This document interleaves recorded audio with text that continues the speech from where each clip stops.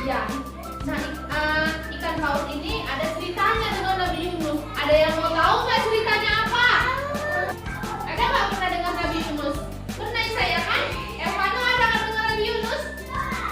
Nah, ada sebuah kisah di balik antara Nabi Yunus dengan ikan paus. Kita buka bukunya yang pertama. Nah, ini dia. Paus dan Nabi Yunus. Ini adalah Nabi Yunus. Ini ikan paus. Lihat.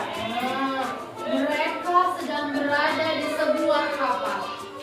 Malam itu, gelombang air di laut cukup kuat.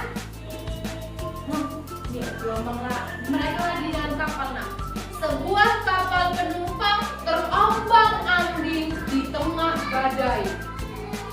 Rupanya kapal itu kelebihan muatan. Jadi Nabi Yunus beserta dengan teman-temannya sedang berada di dalam kapal. Ternyata cuacanya lagi sedang badai. Nah, anginnya kencang jadi kapalnya terombang-ambing. Ternyata muatan kapalnya itu terlalu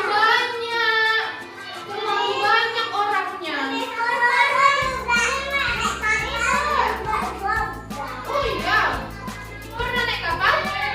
Nah, kalau waktu naik kapal, angin lagi kencang, itu kapal akan terombang-ambing. Sudah mau tahu kelanjutannya? Para penumpang di kapal itu sedang mengundi siapa yang harus turun dari kapal. Nama Nabi Yunus lah yang keluar. Nabi Yunus yang keluar namanya. Berarti Nabi Yunus disuruh keluar dari kapal. Nah, aduh, terus apa lagi ya? Iya, paus besar sekali. Nabi Yunus pun terjun ke laut. Begitu masuk ke dalam air, ada sebuah makhluk besar. Sudah siap untuk menangkapnya. Wah, jadi karena Nabi Yunus disuruh keluar dari kapal, dia lompat ke dalam laut. Sampai di dalam laut, sudah ada ikan paus yang sangat besar yang menunggunya. Nah, terus kira-kira kenapa Nabi Yunusnya? Ayo, ada yang tahu? Kita baca selanjutnya. Paus besar itu diperintahkan oleh Allah untuk menelan Nabi Yunus. Dibawalah dia ke lautan yang dalam dan luas. Nah, paus itu menelan Nabi Yunusnya atas perintah Allah. Ditelannya, Nabi Yunus ditelan sama ikan paus yang besar. Masuklah ke dalam perut. Wih, ini dia nak. Ini di dalam, bukan ubur-ubur, ini di dalam perutnya. Perut ikan paus. Kita baca lagi. Di dalam perut ikan paus, Nabi Yunus tidak mati. Dia tidak mati, kan hanya ditelan, tidak dikunyah. Tidak dikunyah, langsung ditelan. Jadi dia tidak mati. Dia tidak mati. Dia hidup di dalam perut ikan paus. Ini dia. Di dalam perut paus, Nabi Yunus merenung. Dia merasa bersalah. Jangan lagi.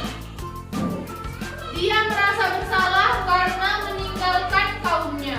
Dia pun bertobat dan terus berdoa kepada Allah mengampuni dosa-dosanya. Dia Nabi Yunus di dalam perut itu merasa bersalah, nak. Dan dia meminta berdoa kepada Allah supaya dosa-dosanya diampuni. Nabi Yunus berdoa, ya Allah, tidak ada Tuhan selain Engkau. Maha suci Engkau dan sesungguhnya saya termasuk orang-orang yang zalim. Itulah doa Nabi Yunus. Terus, apa kelanjutannya? Allah Maha Baik. Allah menerima taubat Nabi Yunus. Allah pun memerintahkan ikan paus untuk mengeluarkan Nabi Yunus dari perutnya. Wah, setelah ditelan atas perintah Allah, ikan paus diperintahkan sama Allah untuk mengeluarkan lagi Nabi Yunus. Jadi Nabi Yunus itu keluar lagi dari perut ikan paus dengan selamat. Nah, akhirnya Nabi Yunus pun kembali berdakwah pada kaumnya. Mereka pun beriman kepada Allah dan ajarannya.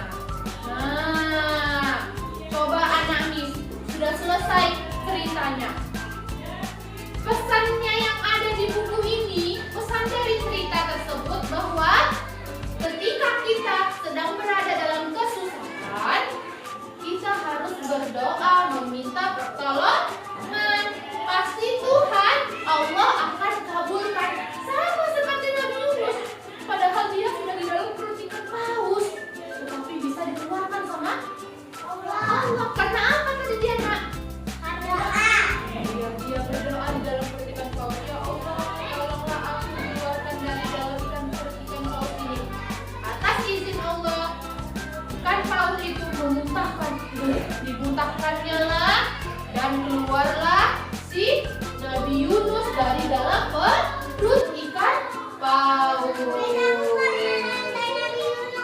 Iya, nah sini pesan hikmahnya. Allah itu maha baik dan maha penyayang. Jika kita mau mengakui kesalahan kita dan bertobat